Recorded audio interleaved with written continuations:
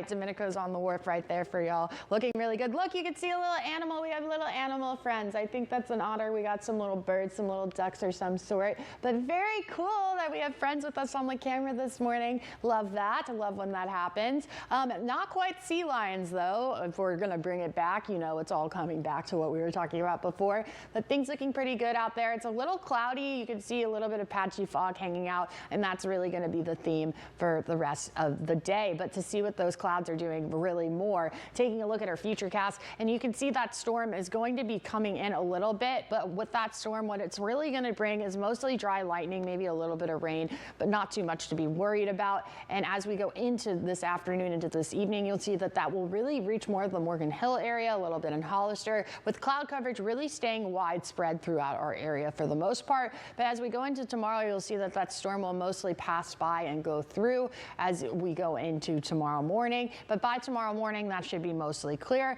with most of those clouds just hanging out along the peninsula, a little bit on the coast, but still pretty sunny around the Santa Cruz and Watsonville area. But let's take a look at your temperatures for today and tonight. Starting with the Santa Cruz coast, Santa Cruz and Capitola, we're looking at highs anywhere in the mid to higher 70s and those lows being in the upper 50s. As we go into the Santa Cruz mountain ranges, things are going to get warmer and warmer, with those highs being in the 80s, even 90s in some areas, and those lows ranging anywhere from the upper 50s going all the way up to the upper 60s in some area, a high of 68, or excuse me, a low 68 degrees and a high of 87 degrees. And moving along our maps, taking a look at more temperatures going on in Watsonville with that Strawberry Festival. If you're heading out there today, you're expected to have a high of 74 degrees and a low of 58 degrees. So a beautiful day to head out there to the Strawberry Festival. Make sure that you bring layers, and make sure that you also bring water and that you're hydrated, doing everything that you can to stay safe out there. And taking a look at more of our temperatures going from Aptos to Marina across the board, we're looking at